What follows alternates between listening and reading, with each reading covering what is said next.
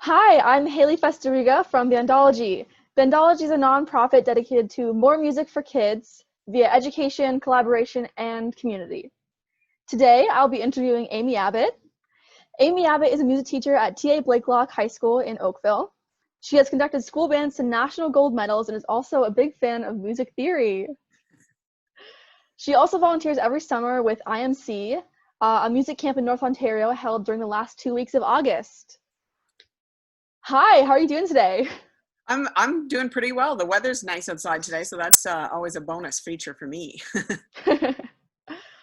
All right, just to start off, could you just briefly describe your current position, what you're doing right now?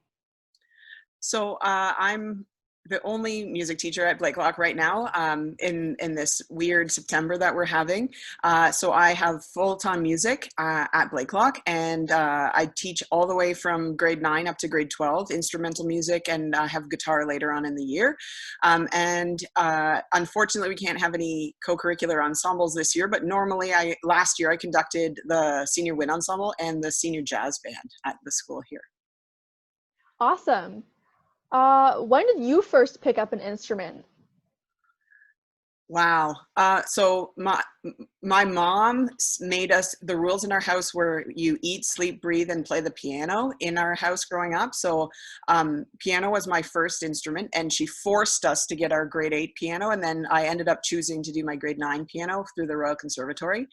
I started playing flute in grade 7, and I played flute all the way into grade 9. And then when I moved to high school, I switched to saxophone because I wanted to be in the jazz band, and took saxophone all through high school, and then ended up going to Queen's University to study saxophone there. So piano, flute, then saxophone. That's amazing. So you've had music all around you your whole life, but what drew you to pursue music as a career? So it's an interesting because essentially when you're choosing to go to university, you're kind of choosing some of the paths in your life. So the expectation in our household was we went to university. And I was saying to somebody the other day that I still question if that was the right path for me, but that's where I ended up. And I honestly, there was no better option. And I know that sounds really like disappointing, but there was no other option for me. Like, that's the only thing that I wanted to do. I actually remember sitting in band and having this moment of realizing I want to do this for the rest of my life. And what that looked like, I didn't know at the time, but I wanted that feeling for my whole life. And as a musician, I think a lot of people understand that sense of like community and the sense of performing together was a really big deal for me. And so that continues even into today. That's amazing. So obviously I mentioned already that you're a teacher at TA Blakelock. So I am curious to know why music education specifically is important to you. Music was such a big part of my experience, and my mom was a elementary music teacher, and the idea of just passing along the experiences and the opportunities that I had, I wanted to perpetuate that and continue on those opportunities for other students. I remember I didn't teach music one year and I taught English downstairs instead. And I remember having this feeling of like, wait a minute, I like teaching. I don't only like teaching music, I like teaching.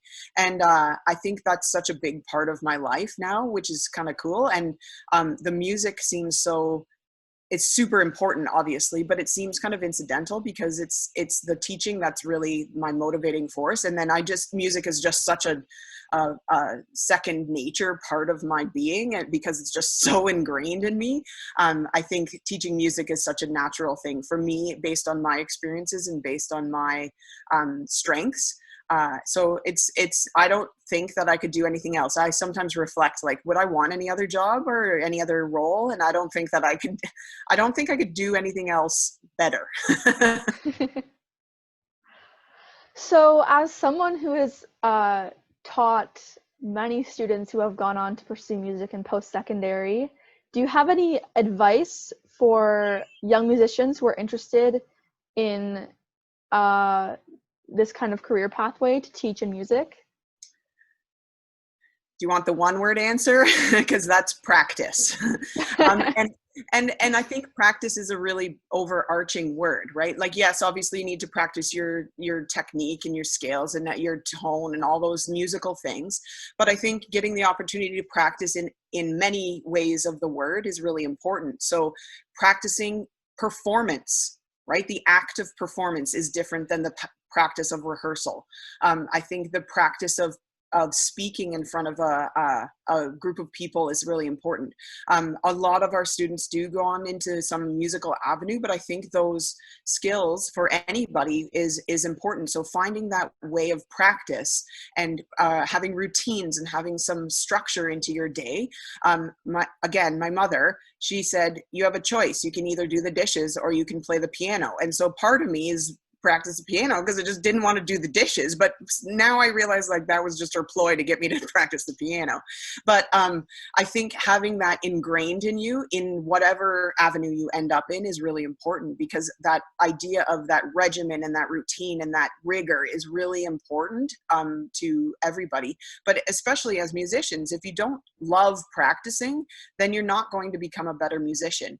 And again, not specifically to like scales. I'm not talking about arpeggios, but like that's a byproduct of it, right? And the act of practice is so significant to music and so many other avenues. I feel like as a young musician, and I don't know if other young musicians relate to this maybe, but we hear the word practice a lot. So having someone expand on that and sort of elaborate a little more is very helpful, at least to me, I know. I have a few more relaxed, a little more fun questions. Okay. So try not to think about these ones too much. Okay. We want just like, just solid answers. Doesn't have to be super well thought out, I guess. So first, your favorite concert you've attended? Ooh. I all through high school and university, and still to this day, I love the Dave Matthews Band. And I had the opportunity to sit/stand, because you don't sit much in those types of concerts, in the front row at a performance. And it was crazy. You could see the sweat dripping off of people's faces, and we actually made eye contact with some of the musicians, which was so insane to me. I went to 15 of his performances through university and high school, and that is huge. So that's half of my musical personality, and the other half of my music, sorry, this is longer than you wanted it to be, but the other crazy performance I got to go see, I did my teacher's college in Australia, and there was a Japanese choir performing Beethoven's Ninth Symphony in the opera house.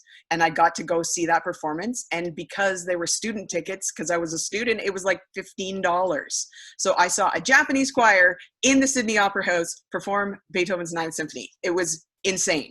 That's amazing. Yeah, it was pretty cool. Wow. Okay, 2, your musical inspiration you listened to growing up. Oh, I'm like, if you qualified it now, I'd call it indie music. If you needed a genre, that idea of a guitar and maybe a piano and like that chill vibes kind of music was really important to me. And not only that type of music, but understanding why I like that type of music. And I know that I did do a classical program at university, and that's where a lot of my focus is as an academic music. If I were really able to choose, I'd choose that type of music to listen to if given the opportunity. Okay, number 3. This might be a little bit of a harder one. Your favorite movie soundtrack? Ooh. I have 2 answers again. Mary Poppins is my favorite movie of all time because of the music's I just have really fond memories of it as a child. But there's a movie called Shine, not The Shining, Shine.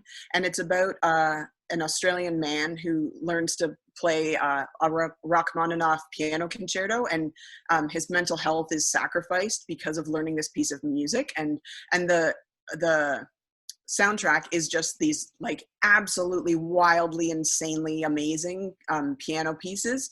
I don't know who the performers are. If I'd have to look that up, but that soundtrack is spectacular. All right, number 4. This is my favorite question. Okay.